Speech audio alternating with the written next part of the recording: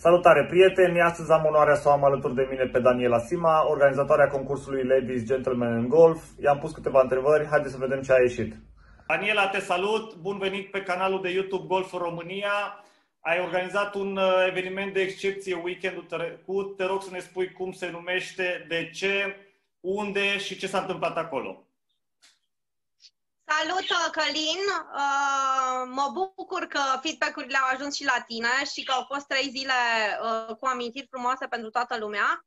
Ladies, Gentlemen and Golf by Daniela Sima este la a doua ediție. S-a organizat la Teodora Golf Club de vineri până duminică și trebuie să te zic că 3 zile au fost magice pentru toți jucătorii de golf, iar pentru mine, ca și organizator, a fost, cred că, cel mai greu lucru să stau pe margine și să văd cum oamenii joacă 3 zile și eu nu. A fost a doua ediție, anul trecut a fost prima ediție, anul acesta a fost a doua ediție, toată lumea a așteptat evenimentul ăsta, este unul dintre concursurile de top de golf din România. Și anul ăsta, din păcate, nu cred că o să se organizeze foarte multe, pandemia ne afectează pe toți. Te rog, spune-ne ce ai adus tu diferit la evenimentul ăsta și ce ai încercat să faci diferit față de alte concursuri de golf. Am avut norocul de a mi se alătura partenerii la care poate nici nu m-am gândit în prima fază și care au adus un plus valoare acestei comunități, pentru că jucătorii de golf interacționează oarecum cu brandurile, pentru că sunt și ei prezenți, cum a fost anul acesta la Vața, cum a fost Matache Măcelarul, cu Zuzu ne-am obișnuit deja, am adus crame noi de vin, deci am avut parteneri oarecum diferiți și tradiționali. Coca-Cola, bineînțeles că a fost alături de mine și va fi probabil alături de comunitatea jucătorilor și am făcut ceva diferit. Cum a fost, de exemplu, și vineri seara, unde, cu permisiunea clubului, am organizat un garden dinner pe zona verde, care a ieșit spectaculos. Toată lumea a fost super încântată de atmosfera care s-a creat acolo. Branduri mari aud aici de la tine. Cred că orice organizator de concursuri de golf și-ar dori astfel de nume să le devină parteneri.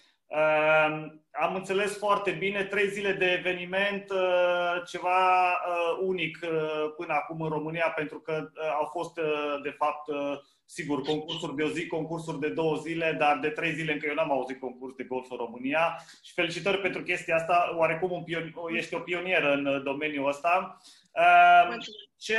Care au fost concluziile după cele 3 zile de joc? Câți participanți? Am uitat să te întreb câți participanți au fost la evenimentul ăsta per total?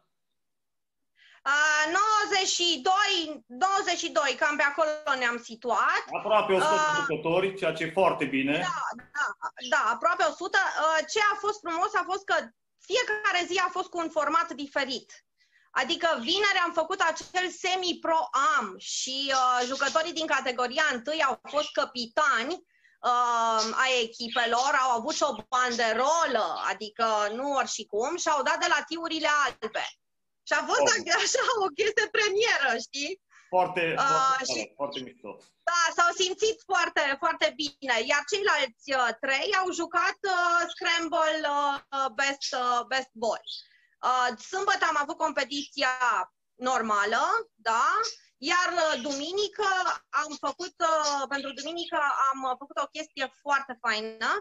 Am tras la sorți, a fost extragere pentru echipele care vor juca duminică. Și am fost extrem de bucuroasă că oamenii au fost atât de relaxați. Jocul ăla, jocul ăla, deci nu a contat cu cine joc. A fost, păi, asta s-a extras, așa au căzut, să zic, așa a fost soarta, să joc cu o anumită persoană și nimeni, crede-mă, nimeni nu a avut de comentat absolut nimic și toată lumea a fost super bucuroasă.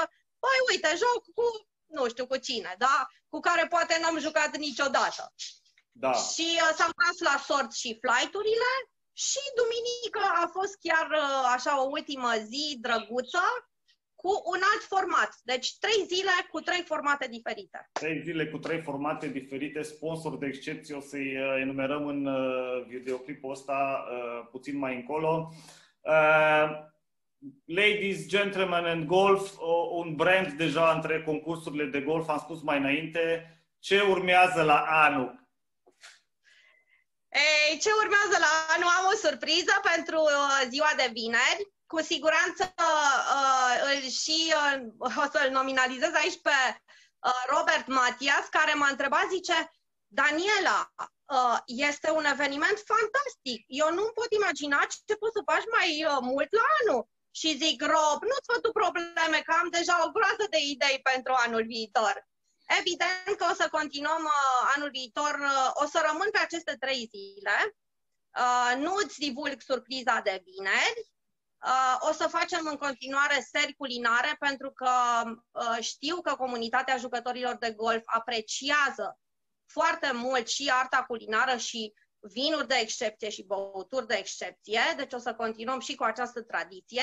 O să vin probabil și cu partenerii noi, dar și cu partenerii din acest an, cărora le mulțumesc foarte mult, pentru că dacă nu erau ei, cu siguranță n-aș fi putut face un eveniment de excepție.